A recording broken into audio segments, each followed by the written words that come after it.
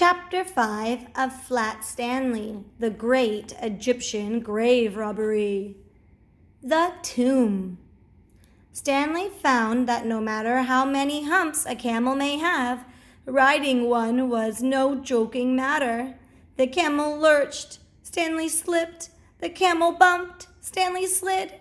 He finally solved the problem by folding himself over its hump like a blanket. At last, the caravan came to a stop. Stanley fell to the ground and looked.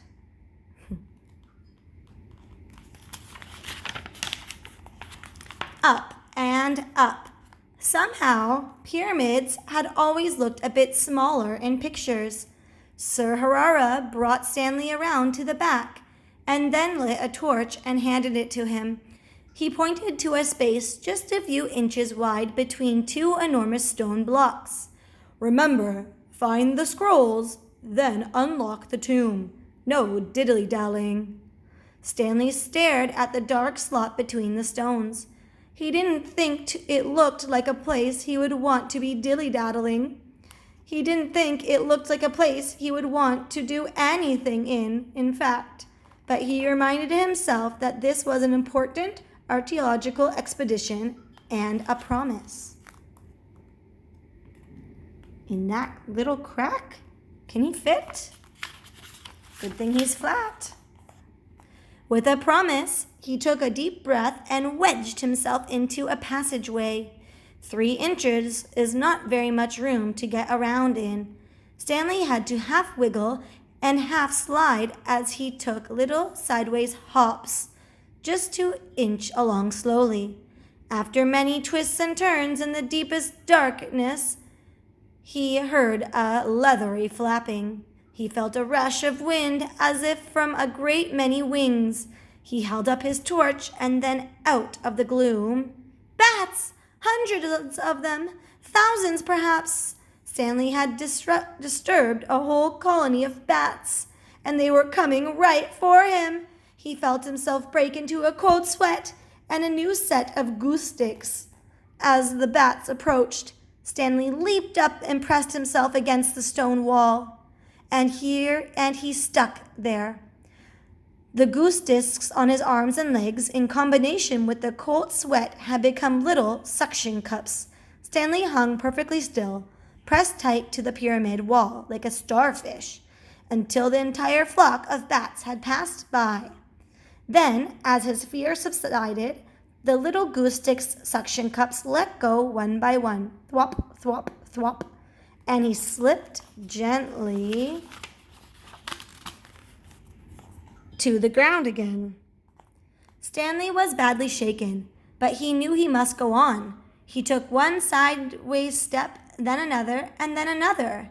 Just as he was beginning to give up hope of finding the tomb, the passageway opened up into an arched entryway.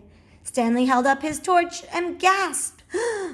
He had been in several extremely fancy elevators before, so he was no stranger to beautiful places. But this was something else indeed. Bejeweled carvings of dogs and snakes guarded the entryway. Gilded urns lined with the walls. In the center of the room sat a large casket made of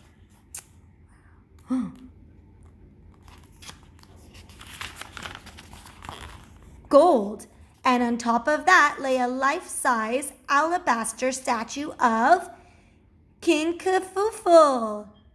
There was no doubt about it. Stanley had discovered the tomb of the great pharaoh, and flanking the coffin on golden pedestals were 2 enormous scrolls. He had done it! He had found the priceless giant scrolls of papyrus.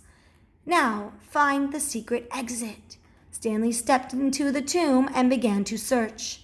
The walls were covered with hieroglyphics and beautiful painted scenes. But there was no door. The only thing that seemed out of place was a large button at the far end of the tomb. The button seemed strangely to call to him, as if it were saying, "Press me, press me." Stanley did. A panel swung open and to reveal a full-size passageway. Stanley stepped out to explore and held up his torch. Surely this was the passageway Sir Harara had talked about, the one the burial party must have used. But the passageway split just ahead, and from there Stanley could see that each branch split again. How would he know which way to get out? And then he noticed something. At each intersection, a life-size hieroglyphic was painted on the wall. What if they were painted facing a certain way to give directions, like the ones in the National Museum?